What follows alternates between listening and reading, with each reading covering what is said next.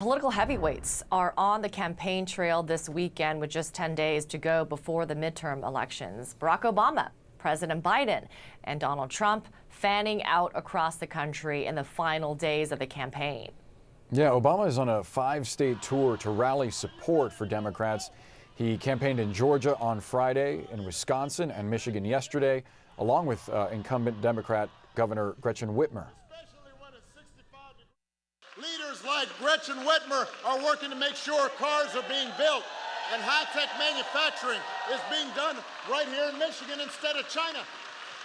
That's an actual plan. Even though he's facing his own re-election campaign, Florida Governor Ron DeSantis is on the campaign trail this weekend, rallying in support for Lee Zeldin, the congressman who's running for governor of New York. If you are tired of the same old story, well, you have the power to turn the page. You have the power to elect Lee Zeldin as the next governor of the state of New York. You will roll with some changes, and this will be the 21st century version of the shot heard round the world. Let's get it done. Meantime, in Wisconsin, President Obama slammed incumbent GOP Senator Ron Johnson for calling Social Security a Ponzi scheme. Obama is hoping to get Democrats fired up as they head to the polls. Let's get more on his Midwest campaign swing from CNN correspondent Omar Jimenez. Well, President Obama said the reason he was here in Milwaukee is simple: to get people to vote. We are closing in on a week to Election Day, and this was the second stop the former president made over the course of Saturday, the first being in Detroit, campaigning for Democratic Governor Gretchen Whitmer. Then he made his way here to Milwaukee, where he campaigned largely for Democratic Governor Tony Evers and Senate hopeful Lieutenant Governor Mandela Barnes. Part of what he emphasized was that democracy was on the ballot in this particular race coming up. He said in familiar fashion of Republicans, no one can hear you outside this auditorium when you boo, so you have to go vote. He also, though, touched on Senator Ron Johnson floating the idea that Social Security would become discretionary funding or decided on an annual basis. Take a listen. Senator Johnson voted to raise the retirement age to 70. Supported a plan that would put Social Security and Medicare on the chopping block every single year. Each year you'd have to vote to renew this thing. I mean, think about it, because Washington works so well. You want your Social Security and Medicare reliant on Congress every year. He's called Social Security a Ponzi scheme. Said that it's candy that the left is giving away.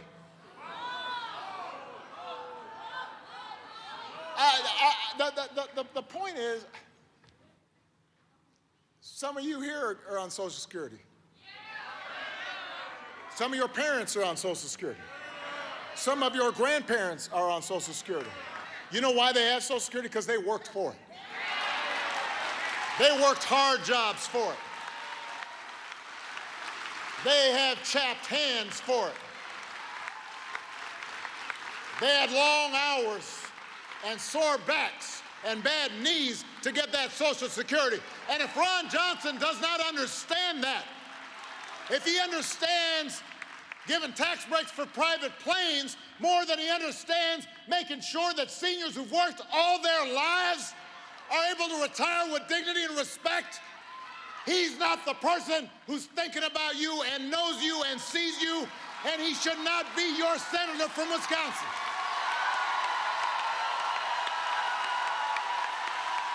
Now, Boris and Amra, the former president, has really jumped into these midterm races strongly in the past week and a half, not just with his planned in-person visits, but also he's recorded nearly 24 commercials for Democratic candidates, but also campaign committees.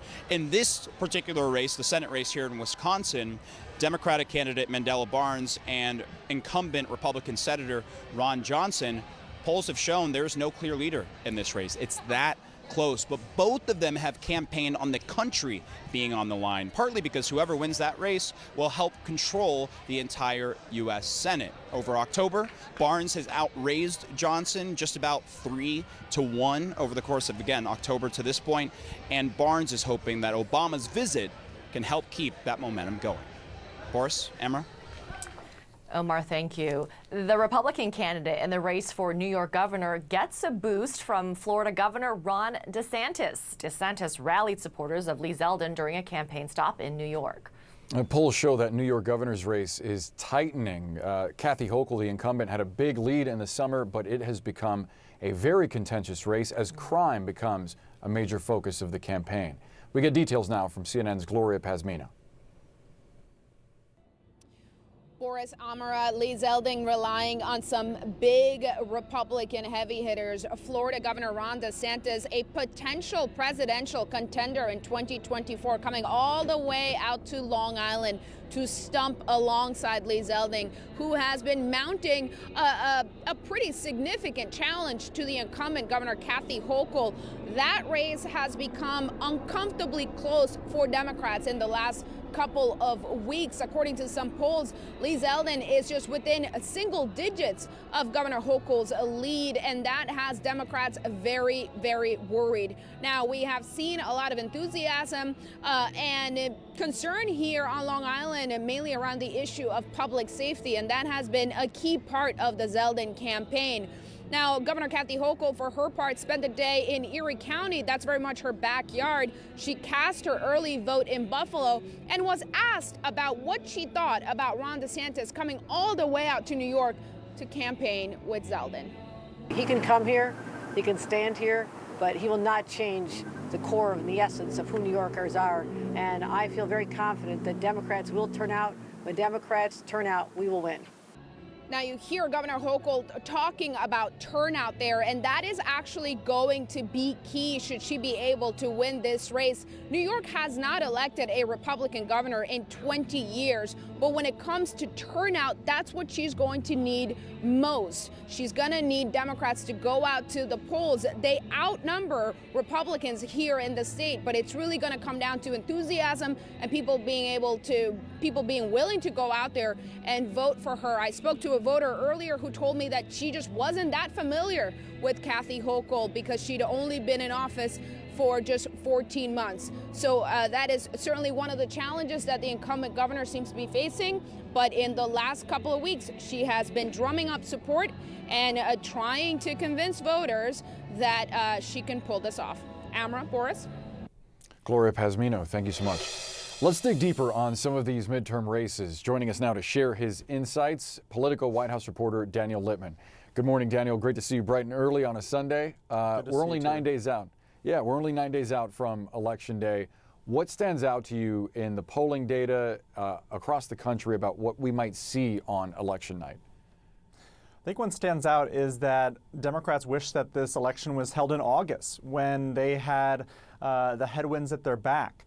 They had accomplished a lot in terms of the Inflation Reduction Act. They had the infrastructure bill. They had the burn pits bill. And now Republicans and Democrats and independents, they're finally making up their minds. They're paying attention to these races and the issue of abortion, which really had helped Democrats months ago, is just much less important. Most people are more affected by gas prices, by inflation. As you know, inflation keeps setting these records. It doesn't seem like the Fed has made a huge difference. And so people are blaming the incumbent in terms of Joe Biden, even though he's not on the ballot. His Democrats are, and they're saying, why is my life not getting better right now? Yeah, and as history has shown us, the president in power, his party during a midterm election usually suffers losses. The question is, how dramatic are they going to be? I want to ask you specifically about two Republican candidates for governor. Ron DeSantis, as Gloria reported, in New York campaigning for Lee Zeldin. Arizona Republican Kari Lake, she hasn't even won her race for governor yet, but she's cutting ads for Republicans across the country. What does that tell you about their standing within the GOP?